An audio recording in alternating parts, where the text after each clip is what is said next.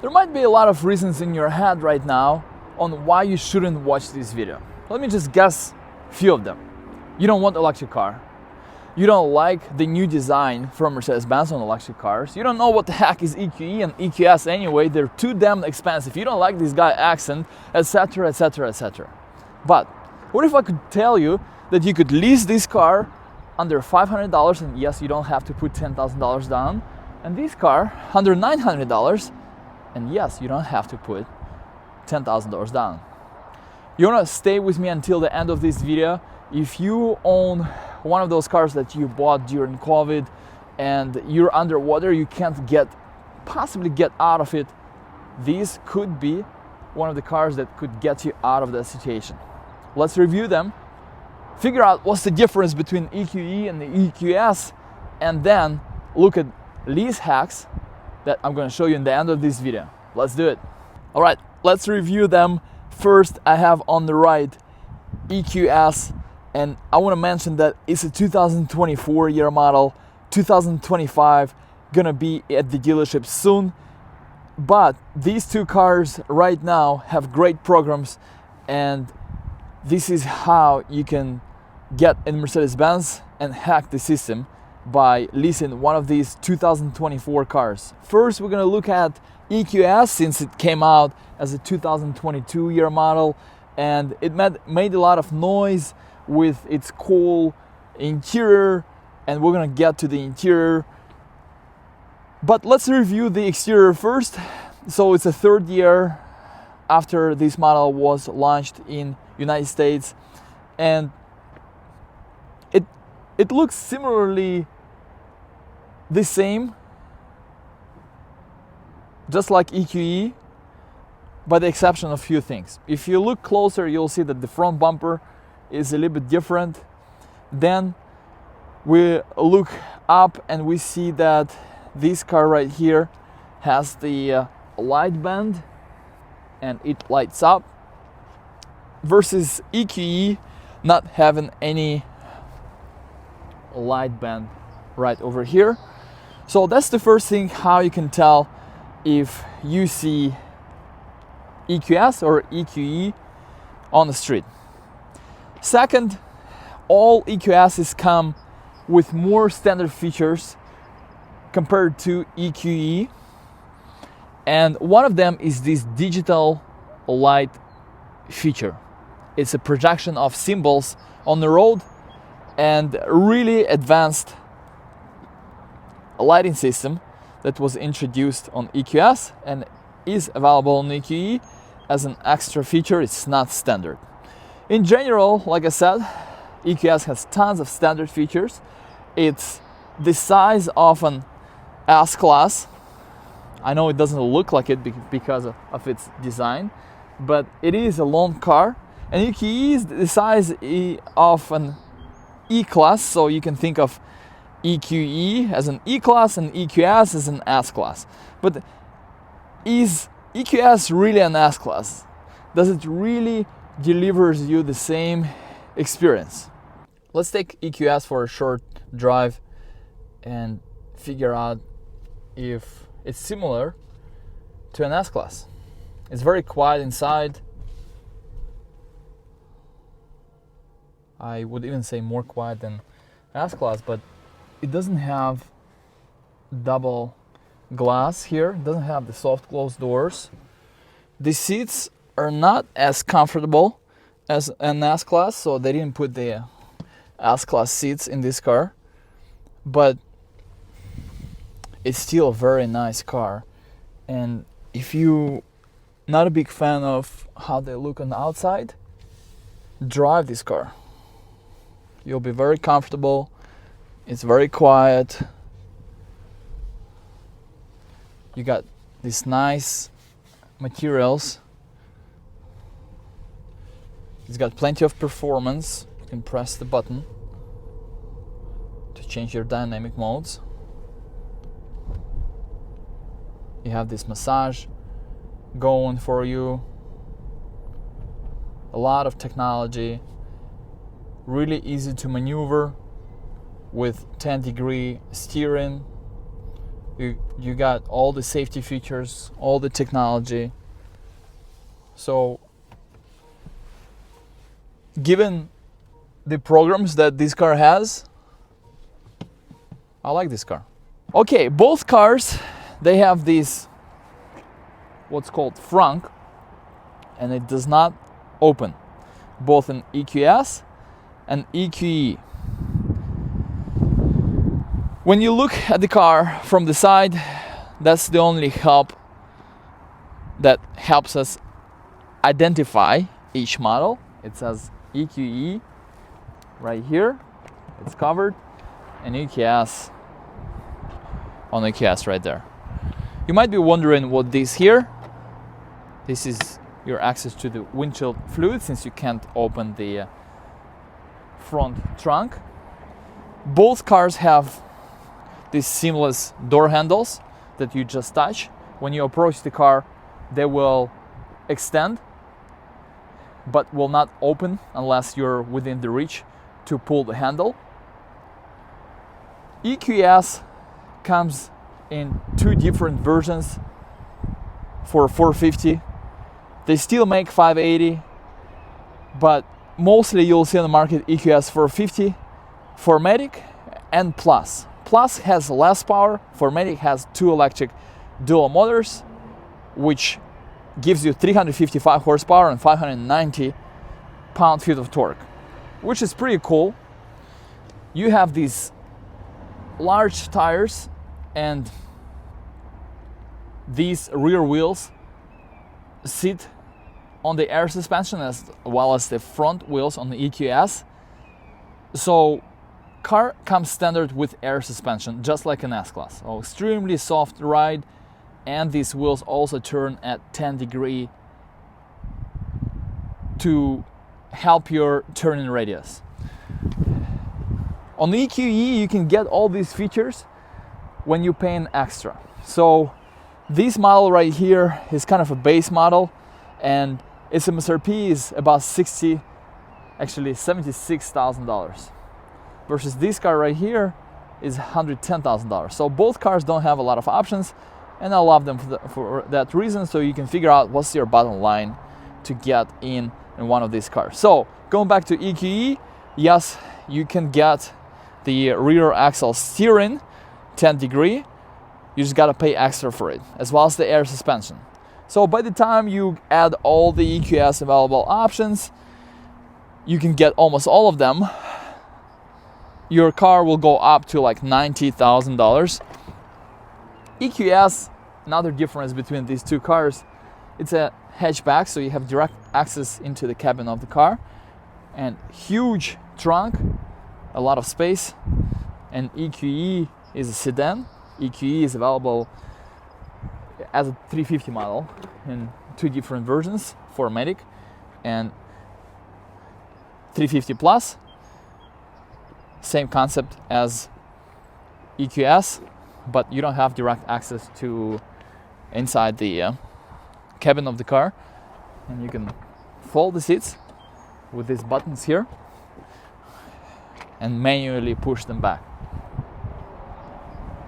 This is access to level 1, 2, and 3 charging. Another difference between the two models, EQE has less range, but more than before, 298 and about 270 for 4MATIC, versus EQS about 340. And Mercedes-Benz is pretty good about projecting these miles, so you will get these miles unless you're leaving extremely cold. Regions. Let's take a look inside. What's going on? How much space do we have in the back? In the back, we don't have 4-zone climate control as standard equipment, but you can get it as part of the, I believe, exclusive package. And more equipment here in the back, like this phone charger, or you can also get the rear executive package with the tablet in the back, so you have access to multimedia features and climate control from that tablet in the back, as well as the massage seats. This one here has the heated seats, and it seems like, although it has about the same length, of the S-Class, it has slightly less space. Another difference between EQE and EQS, EQS comes standard with the leather seats, where EQE comes with ambient tax and available leather seats as well. Soft closed doors, surprisingly not available in the US market, as well as the rear power doors, like it's available in Europe. Not sure why. We have cooling and heated seats. These particular seats come with massage seats. It's an option for a little over $1,000, and these comfort pillows. Big update for 2024 and going forward is this hyperscreen, what Mercedes calls it. So it's a 56-inch glass going from one side to another with 3 displays integrated under one glass. Driver assist package is standard on all EQS models. Unlike in EQE, you have to pay extra for the driver assist package for your adaptive cruise control, lane keeping assist, and all other safety features. You might be curious about the autopilot. It's not available in EQS 2024. S-Class is going to be the first model, 2025 year model, that will have the autopilot available only in California and Nevada. Let's turn the car on. Actually, it seems like it was on. When you see ready, it means that it's on. Kind of hard to figure out if you never owned electric car. So that's your graphic designs. A lot of cool features in this car. A lot of cool bells and whistles. Just look here, your car wash. I think I would need at least an hour to show you most of the features available in this car. You have wireless phone charger right there. This is how you find the chargers, and you'll have full access to all available information once your Mercedes app attached to the car that you bought. So right now we won't have as updated of information as after you purchase the car. Speaking of the charging stations, Mercedes-Benz has 2 years of free charging at Electrify America, and a lot of people were not happy about the experience with Electrify America. First of all, it's not enough of them. The support wasn't there when customers had issues, and that was one of the reasons why people were hesitant about getting in Mercedes-Benz. But now Mercedes-Benz just released the news that they launched a contract with Tesla, so you'll be able to charge your Mercedes-Benz at Tesla superchargers, and they will be providing the adapter because the ports are different in 2 cars. So that's good news. Again, that will start in February. And here you have third display with access to almost everything that you have on this screen.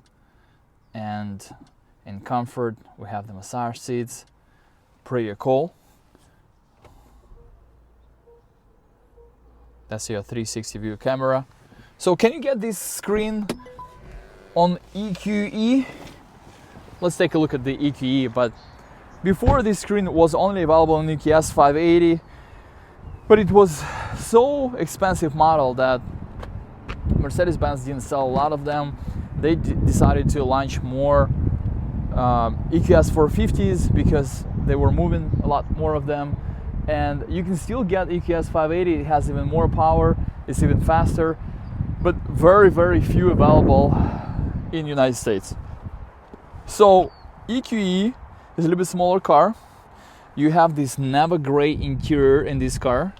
What I like about these cars, that they have this light. When you get the light interior, you have a light color of the steering wheel, which is pretty rare. Mercedes-Benz normally have models just have the black steering wheel. Very nice material here on the dash.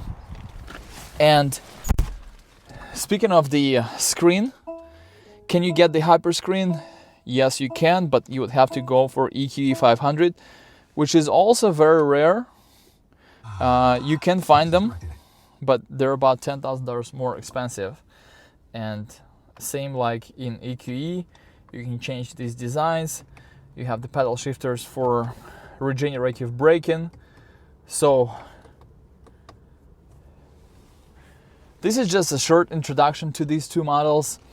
I can review these cars in more detail if you express interest in these two cars. Again, normally I noticed people don't have a lot of interest in these models because it's new models. People are not familiar with these models. It's new platforms for Mercedes-Benz, completely new platforms for electric cars. I wish they would just use S-Class and E-Class and make it electric, like make electric version out of them, but they decided to go this route, which could be arguably a mistake by Mercedes-Benz. But now we have great programs. They drive really, really nice. They're actually very nice cars. And we have great programs to move them off the lot. And you might take advantage of that, because if you have a car that you bought, like I mentioned in the beginning of the video, and you owe a lot of money on that car, this car might be the right car for you to get out of that car. This is what I mean.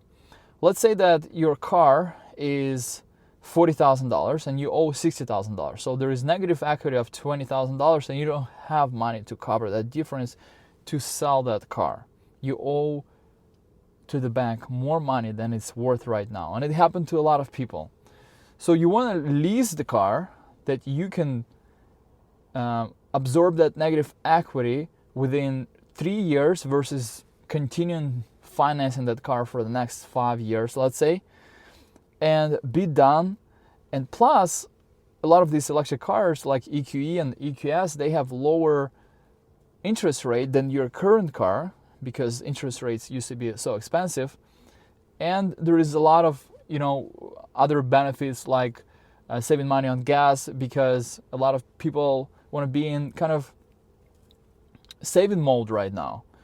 So you can do it with gas cars too, but the dilemma is that those cars, they don't have as many incentives, and you just get in another car that you'll be making payments, and most of the time not Mercedes, but other banks won't even approve you on those cars, because there could be too low, those cars could have too low MSRP, meaning if you, let's say, want to get in the car, let's say C-Class, and yes, you'll be doing like a similar payment like to EQE or maybe a little bit higher, then no bank will give you an approval, at least Mercedes-Benz, when you want to roll in a $20,000 negative equity, because those cars that you want to buy, they're about $50,000. So on the other hand, these cars $80,000, but you get so much discount that it's easier to hide that negative equity in that more expensive car. I hope I didn't confuse you and all this makes sense, but I'm talking from practical experience and what I've been able to help the customers with. But let's take a look at the numbers on EQE and the EQS. And if you like this video, please don't forget to like this video and hit subscribe button for more videos like this. And I'll see you in the next one. First, let's look at EQS 450 4MATIC. This is MSRP. This is the discount including the rebate. So on the contract, it will be shown as a cash down or cap cost reduction. Your monthly payments that do not include tax on 24 or 36 months. That's your best terms. if you get a similar discount. And these terms are based on 7,500 miles per year. These are your residual values. So these amounts indicate what you can pay to buy the car out. At the end, is it worth it?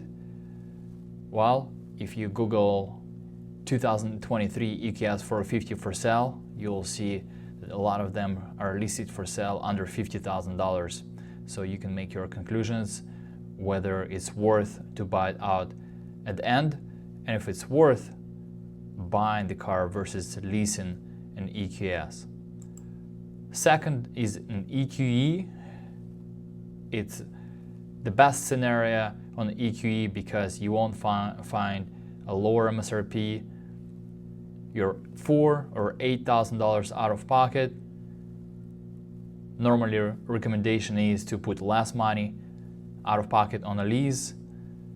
These are your monthly payments that do not include tax based on 7,500 miles per year. If you need more miles, you can just add $30 to $40 per 1 miles bracket increase. So we have 10,000, 12,000, and 15,000 miles. And these are your residuals.